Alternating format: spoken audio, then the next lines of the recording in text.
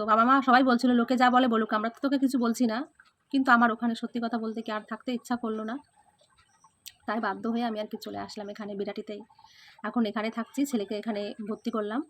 যাই হোক, যেভাবে থাকি না কেন তবুও শ্বশুর বাড়িতে যেমনই হোক না কেন এটা সম্মানের জায়গা, সেই হিসাবে থাকি। তারপর আমার ভাগ্যে কি লেখা আছে, কি আছে কপালে আমি তো নিজেও জানি না, সেটা গোবিন্দ জানে।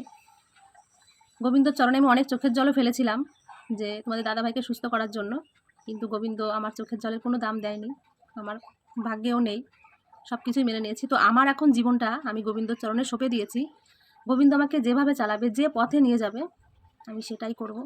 আমার জীবনের প্রতি কোনো চাওয়া আশা ভালোবাসা কিচ্ছু নেই। জীবনটা পুরো একদম মানে মাটিতে মিশে গেছে।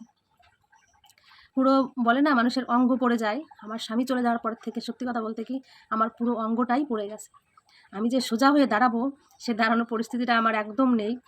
আমি এখন কাজকর্ম কিছুই করতে পারছি না। মানে ও আমার জীবনের যে কতটা জায়গা জুড়ে ছিল সেটা তোমাদের বলে বোঝাতে পারবো না, কারণ ও আমার একটা ভালোবাসার মানুষ। তো তাকে হারিয়ে সত্যি কথা আমার অঙ্গটাই পুরো পড়ে গেছে। তো এই হচ্ছে ব্যাপার, এইভাবেই আর কি চলতে থাকুক। দেখা যাক ভবিষ্যতে আমাদের জন্য গোবিন্দ কী লিখেছে, কী আছে কপালে, এটাই তোমাদের কাছে বলতে আসলাম আর কি।